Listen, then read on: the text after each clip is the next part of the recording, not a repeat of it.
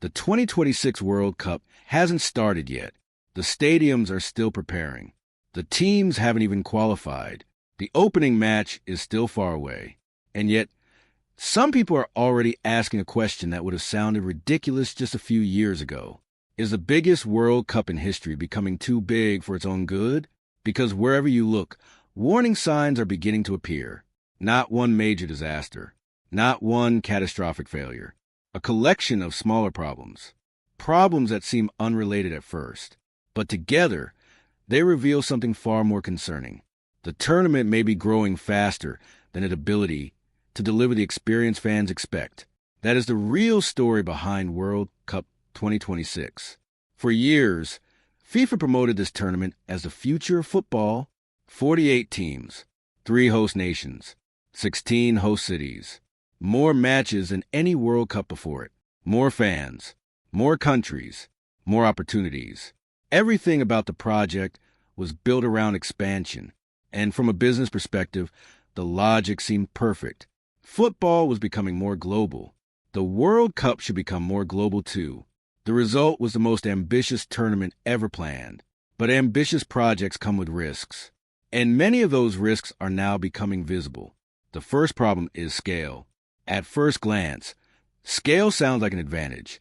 Bigger stadiums, bigger audiences, bigger revenues. But scale also creates complexity. And complexity creates friction. The 2026 World Cup will stretch across North America, from Mexico to Canada, from the Pacific coast to the Atlantic coast. Some host cities are separated by thousands of miles. For television viewers, that means very little. For supporters attending in person, it changes everything. Following a team throughout the tournament may require multiple flights, multiple hotel bookings, multiple transportation arrangements, significant travel planning, and significant travel costs. That leads directly to the second problem, affordability. Football remains the world's most popular sport, but popularity does not eliminate economic reality.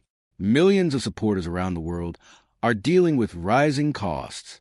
Flights cost more, hotels cost more, food costs more, travel costs more. Attending a World Cup has always required sacrifice. The concern now is whether that sacrifice is becoming too large for ordinary supporters. Because football's greatest events depend on more than ticket sales. They depend on atmosphere, the chants, the passion, the traveling supporters, the emotional energy that transforms matches into memories. If participation becomes more difficult, maintaining that atmosphere becomes more difficult too. That concern has appeared repeatedly throughout discussions surrounding World Cup 2026. Not because fans have stopped caring, because they still care deeply. The challenge is access. A supporter may want to attend. That does not automatically mean they can. And accessibility may become one of the defining issues of the tournament. Then comes another challenge. Expectations. Every World Cup carries pressure. World Cup 2026 carries unprecedented pressure. It is expected to be the biggest, the richest, the most watched, the most successful.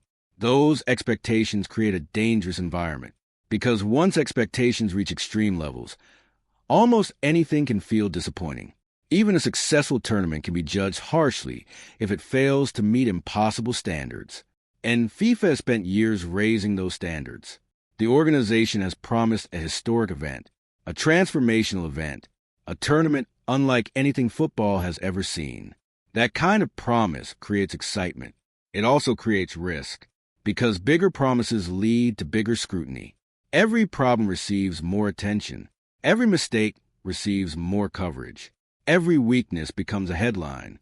And that process has already begun, long before kickoff, long before the first ticket is scanned. Long before the first goal is scored.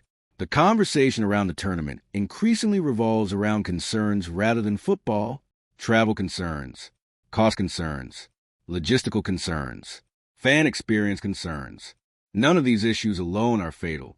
Together, they create uncertainty. And uncertainty changes perception. That is perhaps the most important part of this story. Major events are shaped by perception long before they begin. People form opinions early. Narratives emerge early. Expectations develop early, and once those narratives gain momentum, they become difficult to reverse. Right now, one of the strongest narratives surrounding World Cup 2026 is that the tournament may be becoming too complicated, too expensive, too difficult to navigate. Whether that perception is entirely fair is almost irrelevant, because perception influences behavior.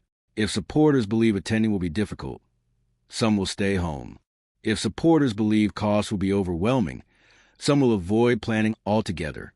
If supporters believe the experience is becoming inaccessible, excitement naturally decreases. That is why FIFA faces a challenge that extends beyond football itself. The organization must convince supporters that the largest World Cup ever created can still feel personal, still feel accessible, still feel connected to the fans. That may prove harder than building the stadiums themselves, because emotional connection cannot be manufactured. It must be earned. For decades, football benefited from a simple advantage. People felt the sport belonged to them, rich or poor, large nation or small nation. Football created inclusion. The World Cup represented that inclusion on a global scale. But maintaining that feeling becomes increasingly difficult as events grow larger and more commercialized. Growth creates opportunity. Growth also creates distance. And finding balance between those forces is becoming one of FIFA's biggest challenges. This is where the phrase falling apart starts making sense. Not because the tournament is collapsing, not because the event is doomed, not because the World Cup is heading toward failure. The tournament will almost certainly succeed in many ways. The stadiums will fill. The matches will be watched by billions. Records will likely be broken. History will likely be made. But beneath that success, cracks are beginning to appear. Cracks in accessibility, cracks in affordability, cracks in the relationship between football and some of its supporters. Small cracks, yet important ones, because major institutions rarely face problems that arrive all at once. Problems usually emerge gradually. One concern becomes two concerns become five concerns become a pattern, and patterns become warnings. That is exactly what is happening around World Cup 2026. The warning signs are not dramatic. They are subtle, but they are becoming harder to ignore. And perhaps that is the most surprising part of all. The biggest challenge facing the biggest World Cup in history may not be football. It may not be stadiums. It may not be logistics. It may not even be money. It may be maintaining the connection between the tournament and the ordinary supporters who made the World Cup special in the first place. Because if that connection weakens, the consequences will last far longer than a single tournament. And that is why some people believe the 2026 World Cup is already falling apart.